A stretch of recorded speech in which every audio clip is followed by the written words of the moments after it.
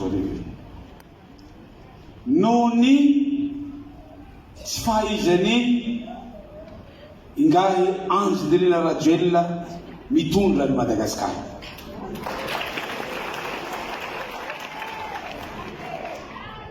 Tsy diso ny tenako raha ny teny hoe fête champion izy. Sa manao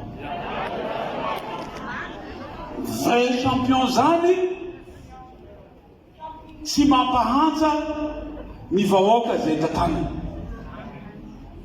fa fake champion no mampahantsa ny vahoaka zay tantanany ary mampahory ny vahoaka zay tantanany, ary zany indrindra tompolasy tompoko vavy no ijorontsika eto androany. Maro ny milaza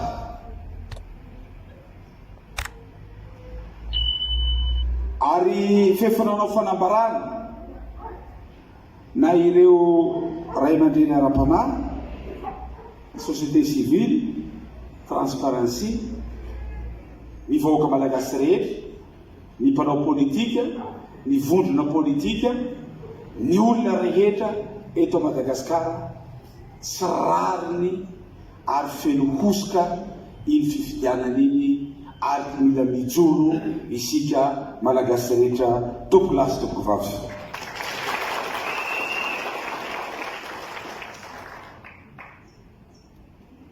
Zao zavatra tiako ambara amitsika amizao voalohany zao.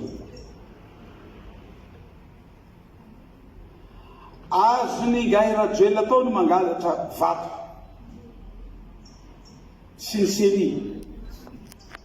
Azon'izy ireo atao ny mametraka olona isabaratongana, fa zavatra tokana tsy ho vitany Ngahy Rajoelina sy ny firongony na ny série. Tsy ho azony atao ny mangalatra ny fony malagasy tompolasy. Na pahorina toy ninona aza isika, na pantsana toy ninona isika, ny zavatra fantatro dia zao: tsy azo atao ny mangalatra fony olona anankiray, tsy azo atao ny mangalatra fony malagasy, raha ny ao am-pony malagasy tsy ho voka-pifidianan'io no tena izy, fa voka-pifidianana angalarina eo tompolasy tompoko vavy. Manaraka izany dia zao: potika tanteraka ny demokrasia,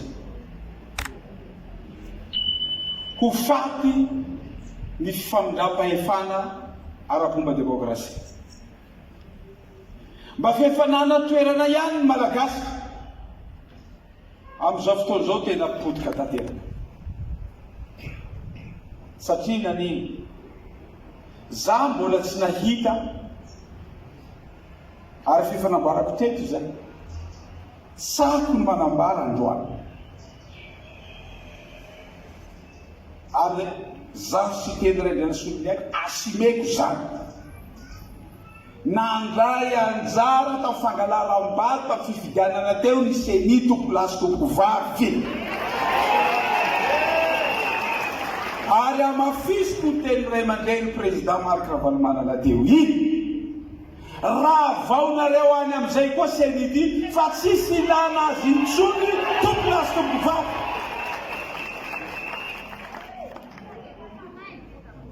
Na resaka listy, ninona ho lazana na iza mahay lalàna, tsy ara-dalàna iny lista iny, tsy ara-dalàna fifidianana teo.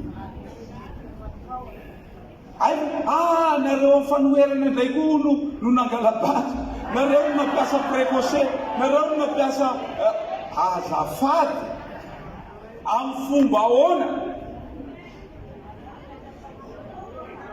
Io ane tsotra e. Miteny nareo aiza nareo fanoherana, mba miantso atsika ao, miantso ny gendarme rehetra, miantso ny miaramila, miantso ny polisy. ho arovatsika ny fananany vahoaka. Fa raha tena ifampitsapa aminay maro izao fitondrana izao, avelao zahay handehanay ho hevitsinay ao amin'ny 13 mai avelao manana.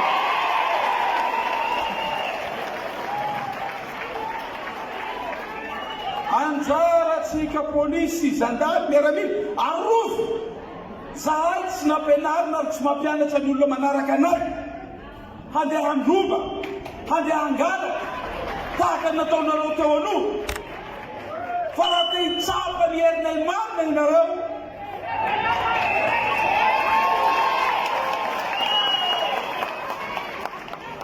avelao malalaka koa izahay hanao mitina kalalana zay voalaza tsara ao amin'ny lalam-panorenana tompo lasy tompo faty.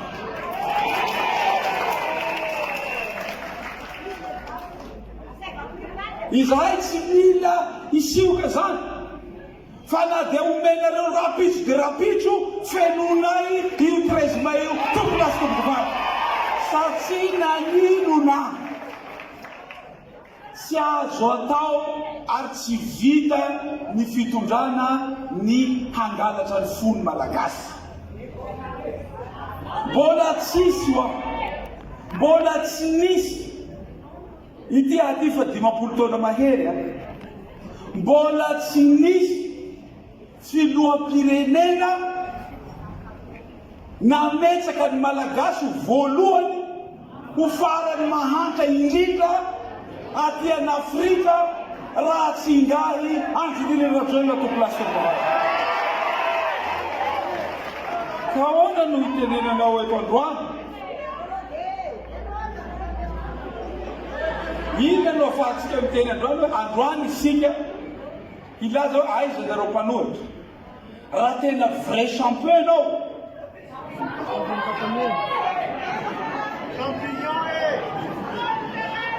aza ampiasaina ny zandary atao hoe famoretana.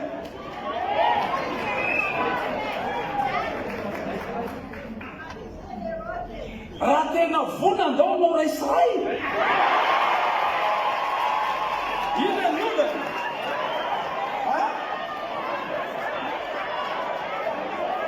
laha tena vonandao anao raisaray,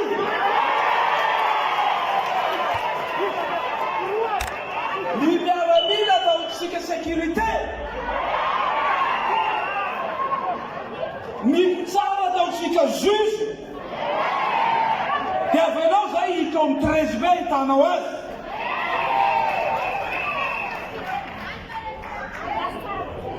Vrai champion zany tsy manao dopage, tonga dia éliminé tsy afaka manao compétition intsony. Fa dopage io herim-pamoretana atao ho an'ny vahoaka ampiasaina ho an'ny vahoaka malagasy. Ary izao tsy zakany izao fitondrana zao tompo lasy tompo vavy, tsy zakany izao fitondrana zao nianatra omeny ireo ray aman-dreny ara-panahy.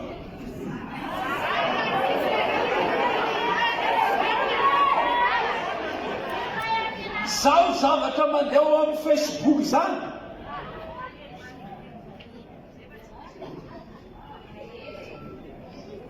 dia fa tsy haiko tsy fanajana ny ray aman-dreny ara-panahy. Resaka accident ty raha hafa, olona tsy nanina rino enjeny. Zavatra teneno dia zao, reo hafa tsy nisy lesona nomeny ray aman-dreny ara-panahy zao fitondrana zao sy malagasy rehetra tsy miverina any an-danitra io raha tsy mahavita ny asany tompo lasy tompo faty. Voninahitra ine, voninahitra tsy azontsika hidira, voninahitra fotoana.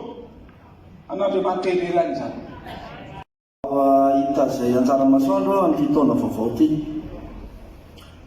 Za tsy hiteny intsony hoe hitena n'izay tokony ataon'ny fitondrana na izay tokony ataon'ny seni.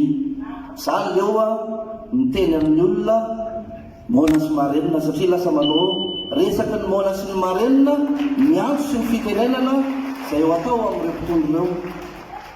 fa ny zavatra tiako tenenina dia ho amintsika vahoaka malagasy. Iny zavatra nisy tamin'ny fifidianana be ny tanàna teo iny a, iny no manam-porofo fa tsy manana zo intsony tsika na kely ary. Efa tsy vita an'izay tsy manana zo ny sakafo isika, tsy manana zo amin'ny rano isasana, ary tsy manana zo amin'ny resaka jiro misy fahazavana ao an-trano. Fa na zo atsika fa efana mifidy ara dia hitsakitsahana tapon-doha, satria tsy isika tsony no mifidy a, fa ny ordonnance ny mandeha mifidy a, ary fifidianana ambony latabatra natao ametrahana mpitondra fotsiny. Ary iny zavatra iny tsy hijalona fotsiny iny a, fa eto a dia efa miteny antsika rehetra fa mbola itoy io zavatra ataon'ny senisy ny fitondrana io. Tsy afaka ela kory fa fotoana fohy a dia efa iketriketrika hanova lalam-panorenany reo ary iketriketrika izay hitsononany miala-joeny reo amin'ny fitondrana mandritry ny taona maro. Ka ny fanontaniana apetraka amintsika vahoaka malagasy dia hanao inony tsika? Satria tsisy azotsika antenainy raha kabary no nahafahana nalova ny dian'ny mpitondra efa ela ny miovy ireo. Ary raha kabary nahafahana nanana izay tokony alana dia efa ela ny any. Fa mbola zao a ny zavatra iainan'ny malagasy ankehitriny na ny fahasahiranana. Mitodika amin'ny mpitondra fivavahana sy ny kristianina rehetra, isaorana be deaibe ny fahasahiana mijoro, isaorana be deaibe ny fahasahiana miteny ny zava-misy marina eto amin'ny firenena sy ny maharary ny vahoaka malagasy. Ary misaotra ihany koa amin'ny anatra izay ataonareo ary mankahery anareo, satria raha mahita fa tsy mora ny fanenjehana izay mahazo ny mpitondra fivavahana ny ray aman-dreny ara-panahy amin'izao fotoana ankehitriny izao, satria no izay fahasahiana miteny sy mijoro izay. Fa miantso ny kristianina rehetra ihany koa, satria reny ny mpitarika sy ny filohan'ny kristianina mijoro ny teny dia manentana ny kristianina rehetra koa mba hanana fahasahiana. Fa ny devoly tsy afaka entinao ambavaka intsony fa roana ny mety aminy.